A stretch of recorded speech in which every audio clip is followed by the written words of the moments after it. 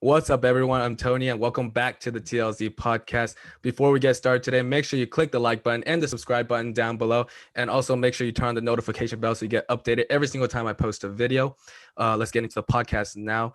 Joining us today is Brian Yang from Team Canada. He won the gold medal in the 2018 Youth Olympics mixed team relay event and also have 7 international series titles under his belt. On top of this, he is also the only player in badminton history to win a quadruple crown, which is 4 gold medals in the Junior Pan Am Games. Finally, he recently qualified for the Tokyo Olympics after winning the gold medal at the 2021 Pan Am Games. Welcome, Brian. Thanks, Thank you for Tony. coming Thanks on. for having me. For sure. Thank you for coming on, man. We also have Brian's mom with us today to also give some insight for parents who might have children who play badminton and want to pursue, their dream of being an Olympian. So hello, Mrs. Yang. Hi, Tony. Thank you for joining us. So first, I just want to ask Brian real quick, when and why did you start playing badminton?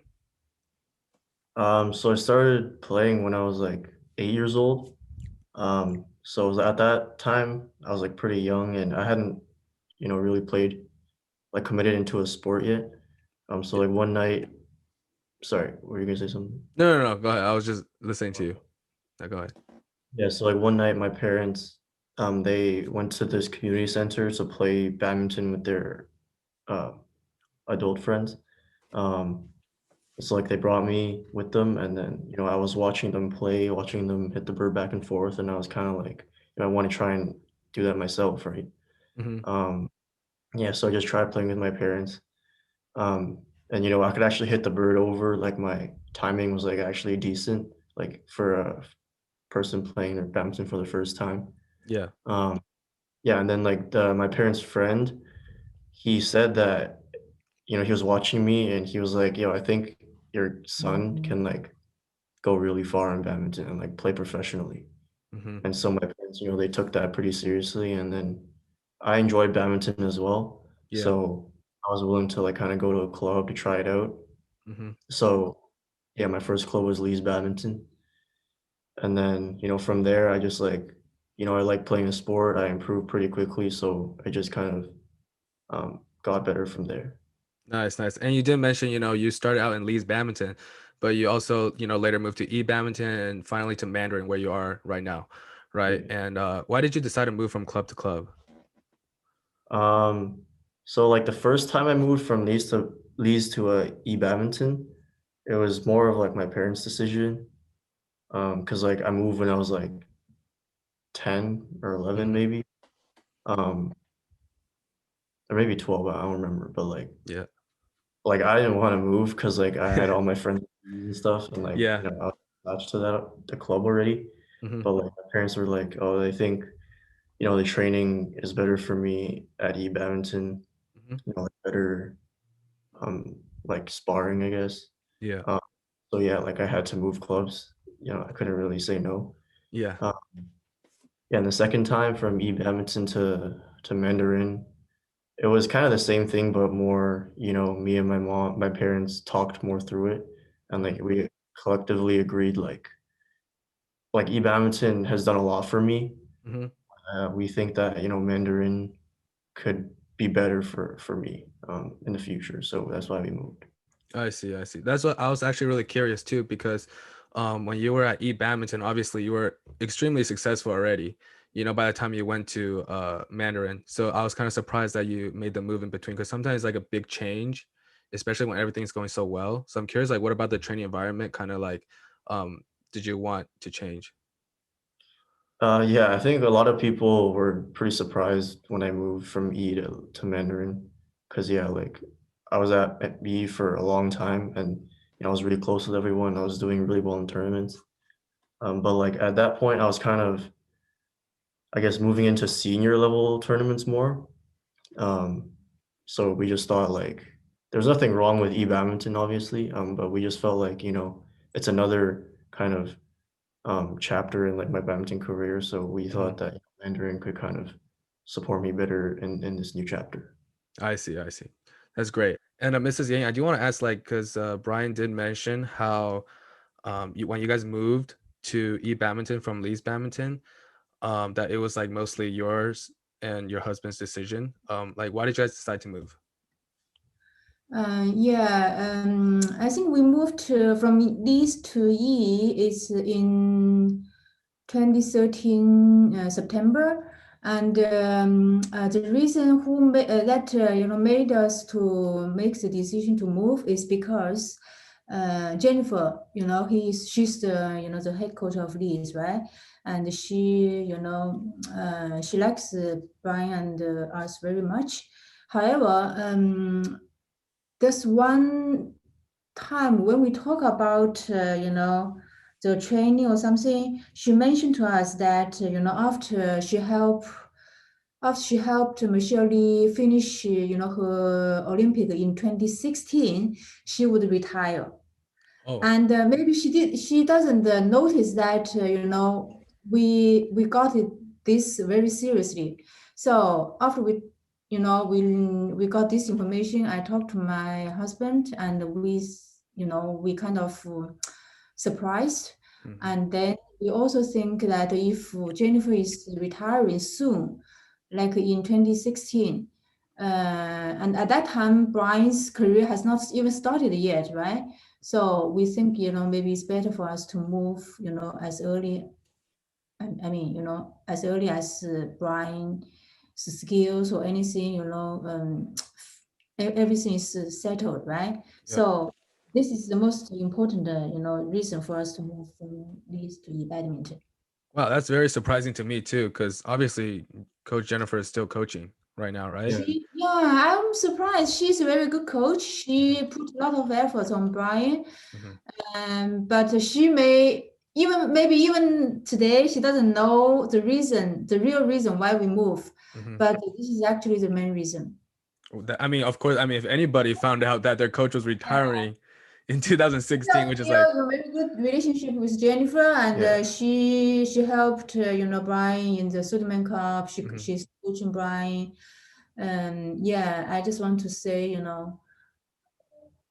I feel I just want her to know that's the real reason, and we feel bad. I mean, I'm sure she will understand if she, heard you say that, because I think it's for anybody, for any parent to like hear that it's like so soon, like she's gonna retire, then why would you stay if you want to have a future in the sport, But wow, I'm very surprised to hear that too, actually. Obviously you switch between clubs and have many different coaches along the way. Just wondering, who is your favorite coach?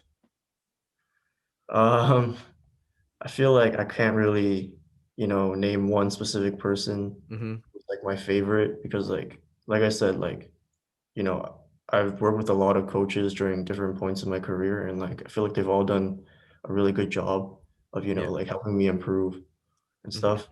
Like different points, like at different ages and stuff, right? So like I don't really try and, favor one coach over the other either. Like, I work closely with all my coaches. Like I think I have a pretty good relationship with all of them. So I can't really say, I have a favorite. Yeah, it's understandable. I mean, you have all those coaches, and I'm sure they all helped you a lot, And I'm wondering for Mrs. Yang, what was Brian like as a kid? Because we all know what he is like now, playing badminton. But what was he like as a kid? I just say this. I don't know. Yeah, you just talk, I guess. Okay, Brian. He's a very good boy at home. He is a very good student at school, at the training center. He's very disciplined, responsible, and he's very naive, innocent. Innocent. And, he has no scheming. So that's why, sometimes we were kind of concerned about he doesn't know how to protect himself. Yeah, definitely. I can see that. We after Pan Ams, because I met Brian in Pan Ams, and sometimes we would have after parties, but he would never like really participate too much in it. He would just kind of sit on the side and just hang out with everybody. Yeah. He's definitely just he's pretty chill on the side, and I can see that. He's very kind to everybody. Yeah, definitely. And obviously, one of the topics that comes up in households for like children who want to play Olympics or like want to pursue it professionally is badminton in school. Which one do you choose, right? And I just want to hear from Mrs. Yang's perspective, like which one do you think is more important? I came from a family of scholars. Both my parents are professors. So I have this in mind from I was very young that, school education is super important. Mhm. When Brian started to play badminton, I had never thought that he would go professionals. Instead, I told him I have been, telling him that he must do well in his academics and graduate with high marks. Otherwise, no badminton. Mm. After so many years with him to, achieve so many success in badminton, I kind of changed a little bit. So to me, before graduating from high school, school is more important than badminton. Mhm. And after he, enrolled in university, I'm okay if he wants to put badminton as the first priority. I see. That's a really good ideology on that. And Brian, for you now, would you, if you had to choose between badminton and school, which one would you pick? Right now, I'm like all in on badminton. Yeah, all in on badminton. I see. Yeah. Definitely, because you're in college now, and then obviously, like your mom said, badminton you can choose that over school now, and I'm Yeah. sure you probably spend more time in it too. But Yeah, obviously definitely. when yeah, but obviously when you first started to like train more in high school, how was it like balancing badminton and school? Was it a big obstacle for you? Yeah, it was pretty, like I had to do a lot of paperwork to like take days off from school. I had to like get my teachers to sign this like form all the time. Mm-hmm. And they would like sign it and give me uh like homework, I guess, or like Mm-hmm. stuff to do while I'm away. And then I would be like gone for like 1 or 2 weeks, and then I would be back for like up to a week maybe, like Mm-hmm. if I was lucky. So like I was constantly missing like tests and stuff.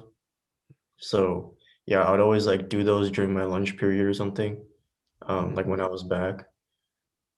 So yeah, it was just like a lot of like rearranging like test dates and stuff, and then just like doing the homework, on the side as I was at a tournament. So like I had to be pretty organized with my time, uh, like pretty responsible. Like I spent a lot of plane rides, finishing up projects or something, Mm-hmm. just to like, be able to hand it in on time. So yeah, it was definitely pretty tough, but yeah, it was doable for sure. I see. What was your schedule like? Like when during those days, like with school, with high school, and then you also had training going on. What would your schedule look like in a day? Yeah, so I go to school like 8 a.m. to like 3:30, I think it was. Mm-hmm. And then, I'll go home, chill for a bit, maybe do some work, and then I'll train at night. Starting at like 7 or 8 p.m. Like that's when team trainings usually were. Mm-hmm. And then after that training, if I had like stuff I needed to do for school, I would go home and do them. Um, so like I would often sleep at like, or like be just like up doing like schoolwork past like 12, just because like I trained so late, and then I had to go to school in the morning, right? Yeah. 8 o'clock is actually pretty early, I think. Even It might have been like 8:40 or something. I don't remember. oh, okay, okay. Yeah, that makes more sense. Nice. That's a pretty big, busy schedule, especially when you gotta go to like you gotta start your application for college eventually, in junior year and senior Yeah, year, right?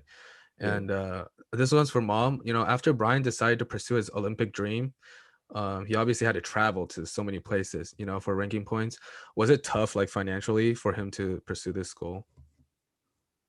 Yeah, of course. Yeah, we are not a rich family, right? Yeah. So financially, it is not easy to support Brian to travel all around the world to pursue his Olympic dreams. And however, because Brian he fulfilled his commitment in academics, he graduated with, with high marks from high school. And plus, we can see his passion, his determination on badminton. And he trains hard, he has results. So we never had any hesitation to support him. I see. That's great, amazing. And a lot of families, because obviously I talk to a lot of parents all the time, and one of their biggest worries or problems that they face is financially. Maybe their kid needs to play ranking tournaments in another country, like every single month they got to go to a different place. And obviously the country doesn't do too much, to or like USA Badminton doesn't do too much and to help us out. So that's a very good insight on that. And I was also wondering, talking about ranking tournament, what is it like for you and Brian's dad to watch him play in these like really big tournaments? Do you ever like try to give him tips like, oh, you should do this or you should do that, Yeah, when we were watching, when he's playing against a better player who is stronger than him, we just watch, relax, and then just enjoy the game. However, when, if he was losing, when he's playing against a lower level or a same level player, we would be, nervous. I see. In terms of teams, his dad would give him some strategy or tactics on how to play against his opponents. To me, I just tell him, to be confident, to believe himself, to play hard, to fight, and to play to the best of his ability. Nice. That's great. For Brian, a lot of parents, they like to give tips, like they want to help, but maybe sometimes the tips aren't like the most useful, right? And Yeah. like, would you ever listen, like for like your mom said, your dad would give you tips on actually how to like play and stuff? Would you like actually listen to some of it?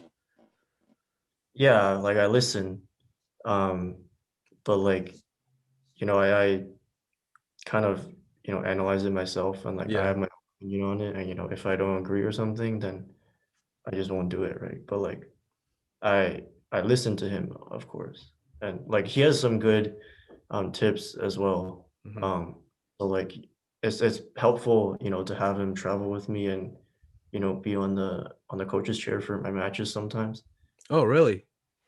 Yeah, like if like, Canada doesn't send a like our national team coach, Oh. and you like for like the lower level like European tournaments and stuff, like basically anyone can coach. Mhm. So like, he just comes and sits on the chair and like at interval or like between sets, he'll come and coach me, which is nice. Nice. That's very good. Yeah. That's a really good teamwork you guys got there. And Yeah. this is for both you, for Brian and Mrs. Yang. Who do you guys think had the biggest impact on Brian's, career to success? I don't think it's just for one person or two persons. I think it's a combination of, the hard work of Brian, the dedication of his, his coaches, sparring partners, and the support from his club, and all the encouragement from his friends. So the combination of all this made him his journey success. I see. How about you, Brian? Yeah, like I'm pretty much the same, but like there was one person who like I should mention that like doesn't get a lot of credit usually when I like, get these chances to talk. But it's like how I said when I was young, when I would like I was telling you how I started playing, and I Mhm. said my mom's or my parents' friend, said I had potential. Like I think he deserves a lot of credit for like my success now because I wouldn't have started playing if it weren't for him. Mhm. And even though he's like I don't me and my parents we don't see him that much anymore because I think he's like in China most of the time. Mhm. But like I think he's always like following my tournaments, like following my progress and stuff, and he's always like messaging my parents, and like if I like have a good win, they'll be like, oh, congratulations and stuff. Mhm. So it's just having that like that kind of support, and also um he's the one who like started me on this journey in the first place, is like I think he deserves a lot of credit. Definitely, definitely. And talking about that, what was his reaction when he found out you made the Olympics? uh do you know? He was so excited. He kept I on can asking imagine. us when will be it officially announced. Every day he's asking us. Yeah, I can imagine. Very excited. He wants to announce to everybody, all his friends in Canada, in China. He was so happy. Yeah, I'm sure, Mrs. Yang, you and your husband was just very ecstatic too about the whole thing, right? Yeah, of course. Yeah. Yeah, it's big news, big news.